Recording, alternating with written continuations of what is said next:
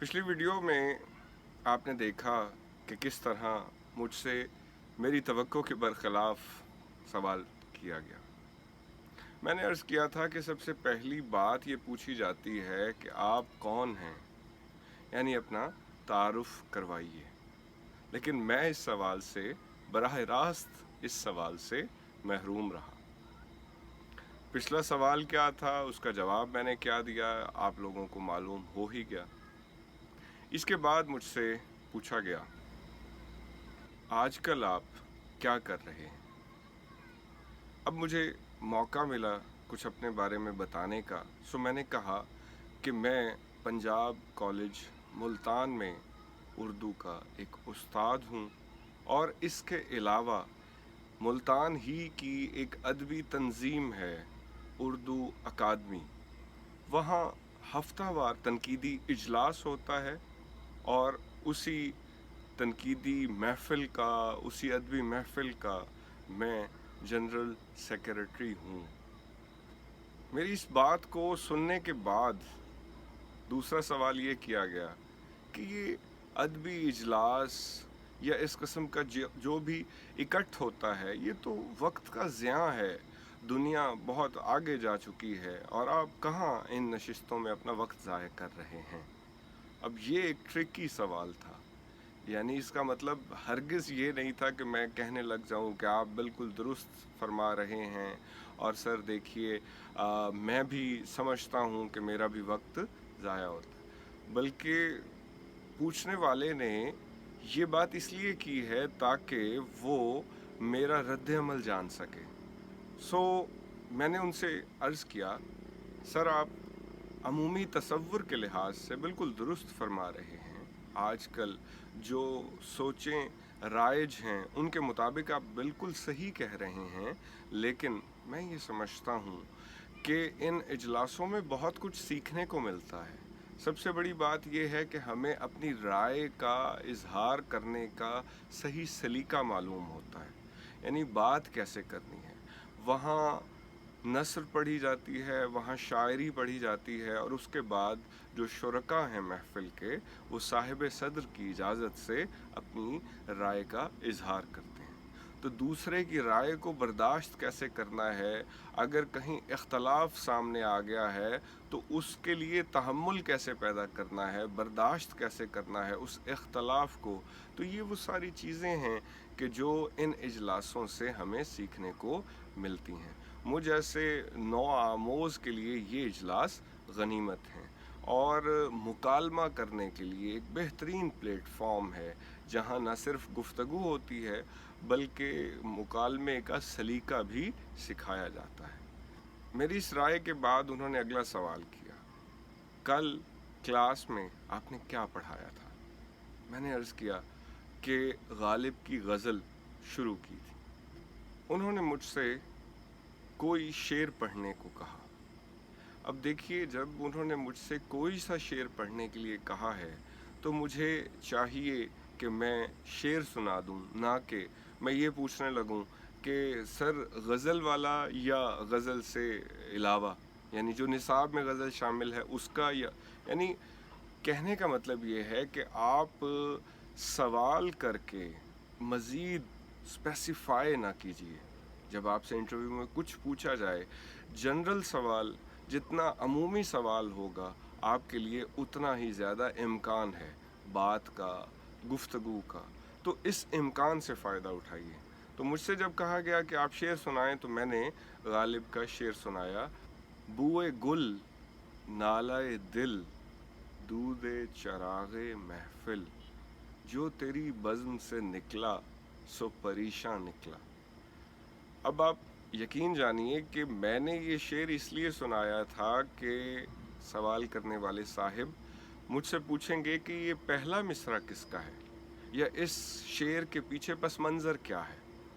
आप यकीनन जानते होंगे कि ये बेदिल का मिसरा है और जब गालिब ने इसे अपनी शायरी का हिस्सा बनाया, अपनी गज़ल में शामिल किया, पहले तो उन्होंने पूरा शेर ही एज़ इट इज़ ले लिया था, यानी तज़मीन के बग़ैर, वावेन के इस्तेमाल के बग़ैर, और जब उन पर एतराज़ हुआ, एक मुशायरे में उनसे पूछा गया कि आपने ऐसा क्यों किया, तो उन्होंने कहा कि देखो भाई, आलम अरवाह में जब ख़यालात बांटे जा रहे थे तो ये शेर मुझ तक पहुंचा था, लेकिन बेदिल का मसला ये था कि उसका दौर मुझसे पहले था।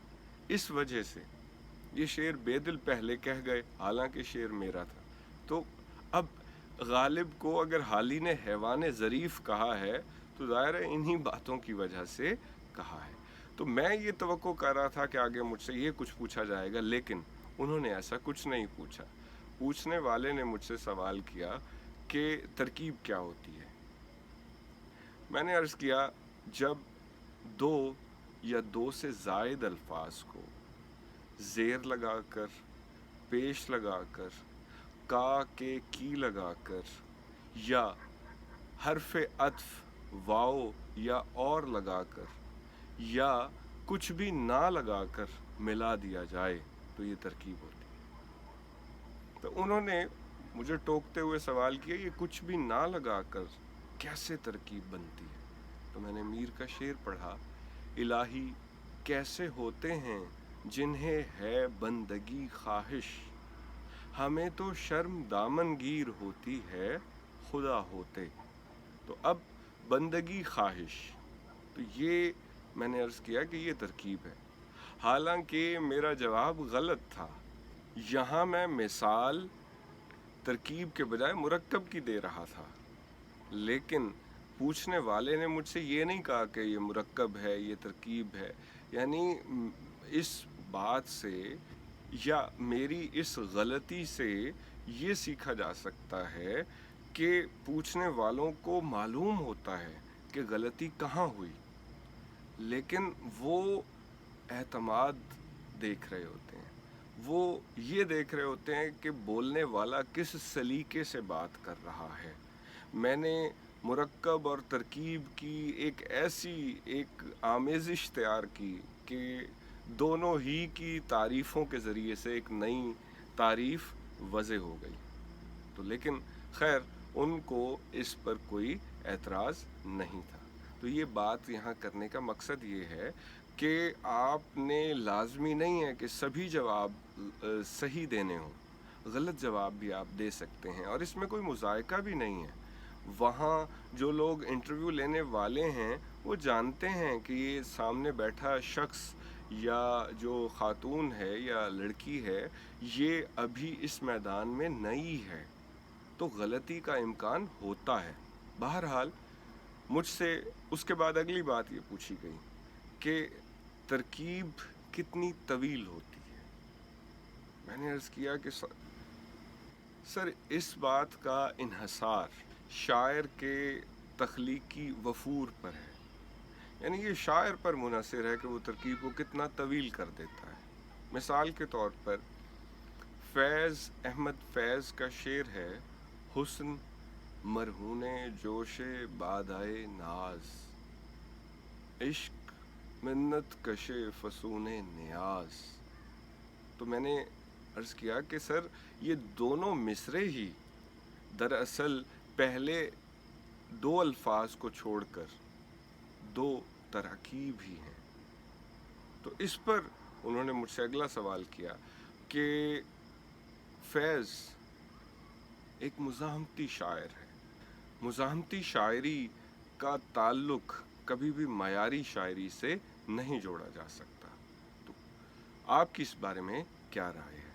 अब आप देखिए, ये फिर वही ट्रिकी सवाल है, यानी ये सवाल भी ऐसा है कि जिसके जवाब में वो सामने बैठने वाले का रद्द-ए-अमल जानना चाह रहे हैं। वो ये जानना चाह रहे हैं कि आप क्या इसी बात के साथ चलते हैं, इसी राय को तक़वियत बख्शते हैं, या आप मुख्तलिफ राय रखते हैं। तो इख्तलाफ की जो सलाहियत है उसे वो समझना चाहते हैं, इसी वजह से ये ट्रिकी सवाल भी सामने आया।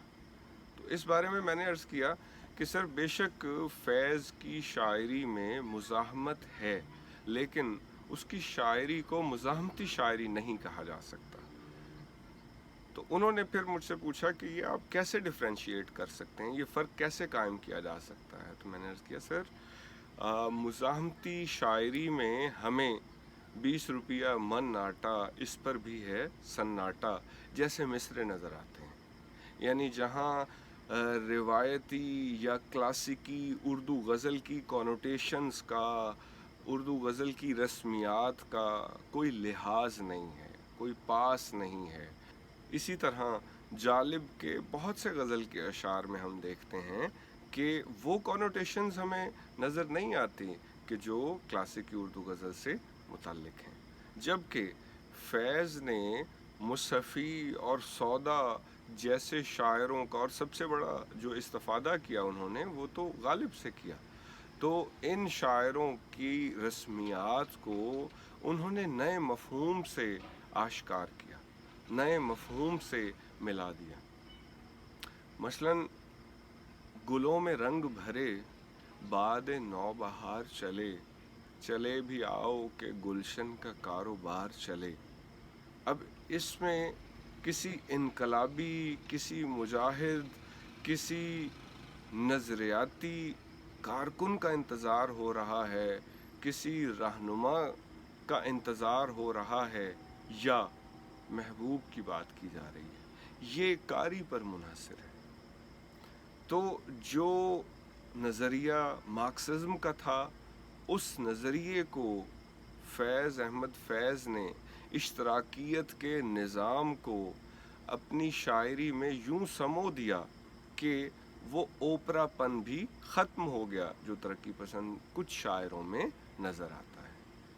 تو اب میں یہ توقع کر رہا تھا کہ وہ مجھ سے مارکسزم کے حوالے سے پوچھیں گے، مجھ سے یہ پوچھیں گے کہ یہ کیا ہے، ترقی پسند تحریک کا جو ایک آدرشی پہلو ہے وہ کیا ہے۔ مجھ سے پوچھا جائے گا کہ مارکس اور اینگلز نے مل کر جو مینیفیسٹو لکھا تھا وہ کیا تھا، لیکن ایسا کچھ بھی نہیں پوچھا گیا۔ اگلا سوال مجھ سے یہ کیا گیا کہ اردو غزل کا پہلا شاعر کون ہے؟ میں نے عرض کیا کہ سر ولی دکنی میرے خیال میں اردو غزل کا پہلا شاعر ہے۔ اب یہ ایک ایسی بات تھی جو میرے منہ سے نکل گئی کہ جس کے ساتھ ہی مجھے اپنا استدلال دینا تھا، کیونکہ آپ جانتے ہیں کہ صرف وہی شاعر تو نہیں تھا۔ تو میں نے عرض کیا کہ ہم قلی قطب شاہ کو بھی پہلا شاعر کہہ سکتے ہیں، لیکن ان کے ہاں فارسی غزل کا وہ اثر نہیں ہے جو اثر ہمیں ولی دکنی کے ہاں ملتا ہے، اس لیے باقاعدہ اردو غزل کا پہلا شاعر ولی دکنی کو کہا جائے گا۔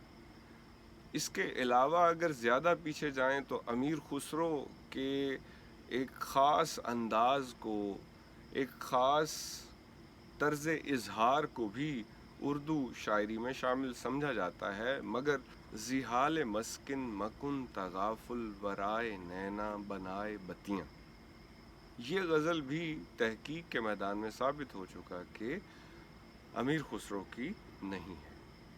اس سے بھی پیچھے جائیں تو مسعود سعد سلیمان، ان کا ذکر صرف تحقیق کی کتابوں میں ہی آتا ہے، لیکن ان کا اردو کلام ناپید ہے، یعنی وہ دیوان نہیں مل سکا۔ حالانکہ ضرورت تو اس امر کی تھی کہ میں اپنی بات کا آغاز مسعود سعد سلیمان سے کرتا، لیکن مجھے ولی دکنی سے اس تک جانا پڑا۔ تو کہنے کا مطلب یہ ہے کہ میں نے بولتے وقت ایک غلطی کی تھی، لیکن اس غلطی کو سنبھالنے کے لیے پھر مجھے ایک استدلال پیش کرنا پڑا۔ خیر، آگے چلتے ہیں۔ اگلا سوال مجھ سے بڑا دلچسپ کیا گیا۔ مجھ سے پوچھا گیا کہ آپ 1.5 منٹ میں غالب پر لیکچر دیجیے۔ اب یہ ایک ایسی بات تھی، ایک ایسا سوال تھا کہ جس کے جواب میں یہ کہہ سکتا تھا کہ سر یہ ممکن نہیں ہے، یہ غالب ایک بڑا شاعر ہے، ایسے ہے ویسے ہے، یعنی اس کو ٹالا جا سکتا تھا، لیکن میں نے عرض کیا مرزا اسد اللہ خان غالب ایک ایسا شاعر ہے جس کے کلام میں ندرت، مضمون آفرینی اور معنی آفرینی جیسی خوبیاں اسے اس کی موت کے 150 سال بعد تک بھی اردو غزل میں غالب بمانی ڈومینیٹ کیے ہوئے ہے۔ اگلی بات مجھ سے یہ پوچھی گئی کہ آپ کا لب و لہجہ بتاتا ہے آپ شاعر ہو سکتے ہیں۔ میں نے عرض کیا کہ سر میں شاعر نہیں، کچھ تک بندی ضرور کی تھی، ایک مشق کہہ لیں شاعری کو سمجھنے کے لیے، اوزان کی کچھ نہ کچھ فہم حاصل کرنے کے لیے۔ تو انہوں نے کہا کہ چلیں جو بھی آپ نے کیا ہے اس میں سے کوئی ایسا شعر سنائیے جو سہل ممتنع کی مثال بھی ہو۔ تو میں نے عرض کیا، جانتا ہے کہ جانتا نہیں ہے، بس انا میں یہ مانتا نہیں ہے۔ اس کے بعد آخری سوال ایک ایسے صاحب کی طرف سے کیا گیا جو بالکل خاموش تھے اور مجھے مسلسل دیکھ رہے تھے۔ انہوں نے مجھے مخاطب کیا اور کہا، تمام مذاہب اخلاقیات کا درس دیتے ہیں، تو پھر دین اسلام کا دوسرے مذاہب سے فرق کیا ہے؟ میں نے عرض کیا کہ بلا شبہ سر ہر مذہب اخلاقیات کا درس دیتا ہے، ایک مربوط نظریے کو پیش کرتا ہے، لیکن اسلام کی خاص بات یہ ہے کہ یہاں صرف نظریہ نہیں ہے بلکہ اس کا اطلاق پیارے نبی اکرم صلی اللہ علیہ وآلہ وسلم کی سنت یا ان کی حیات طیبہ کی مدد سے ہمیں ملتا ہے۔ تو نظریے اور عمل دونوں ہی جہتوں سے اسلام ایک مکمل دین اور مذہب ہے، جس کی وجہ سے یہ دوسرے مذاہب سے مختلف ہے۔ اب ان باتوں کے بعد ایک حیران کن چیز ہوئی، مجھ سے وہ جو سیکریٹری صاحب تھے انہوں نے ہاتھ بڑھاتے ہوئے میری طرف کہا، ویل ڈن خرم شہزاد، اور میں نے دونوں ہاتھوں سے ان سے مصافحہ کیا۔ میں سوالات پر تو کنفیوز نہیں ہوا تھا، البتہ ان کے اس طرح سے سلام کرنے پر یا اس طرح سے بات کرنے پر ضرور کنفیوز ہو گیا۔ جب میں باہر آیا تو میرے ایک دوست نے بتایا کہ آپ کا انٹرویو 10 منٹ کا تھا۔ مجھے لگا کہ بس میں گیا ہوں اور واپس آ گیا ہوں۔ تو اس انٹرویو کو آپ کے سامنے رکھنے کا مقصد یہ تھا کہ سمجھایا جا سکے کچھ بھی توقع کے برخلاف ہو سکتا ہے۔ آپ نے دیکھا کہ یہ سارے ہی سوالات میں نے ساتھ کے ساتھ کوشش کی کہ اپنی توقع کو بھی آپ کے سامنے رکھا جائے، یعنی میں کیا سمجھ رہا تھا، مجھ سے کون سی بات پوچھی جائے گی، مجھ سے کس طرح سے سوالات کیے جائیں گے۔ میرا فیلڈ آف انٹرسٹ تو تنقید تھا، لیکن وہاں ایسی باتیں پوچھی گئیں کہ جو میرے وہم و گمان میں بھی نہیں تھیں۔ مثلاً ترکیب کی تعریف پر کبھی میں نے غور ہی نہیں کیا تھا، البتہ مختلف سوالات کو، ممکنہ سوالات کو ذہن میں سوچا گیا تھا۔ مطلب یہ ہے کہ یہ میں آپ کو بھی ٹپ دینا چاہتا ہوں کہ آپ اٹھتے بیٹھتے کچھ نہ کچھ ضرور سوچ سکتے ہیں، سینئر لوگوں سے مل سکتے ہیں۔ میں نے بے شمار لوگوں سے رابطہ کیا، اور رابطے کا مطلب یہ نہیں کہ میں انہیں پریشان کرتا تھا، بلکہ میں ان سے صرف یہ جاننا چاہتا تھا کہ آپ کوئی مشورہ دیجئے، آپ مجھ سے کچھ سوال کیجئے، اور تاکہ میں ان کے بارے میں اپنی رائے دے سکوں اور پھر آپ کی رائے معلوم کر سکوں کہ کمی کہاں ہے۔ امید کرتا ہوں کہ آج کی اس ویڈیو میں آپ کو کچھ نہ کچھ ضرور اندازہ ہوا ہوگا کہ آپ نے انٹرویو کی تیاری کیسے کرنی ہے۔ 3 حصوں پر مشتمل یہ ویڈیو تھی جس میں میں نے آپ کا کافی وقت لیا، اور اسی کے ساتھ اجازت چاہوں گا۔ خدا حافظ۔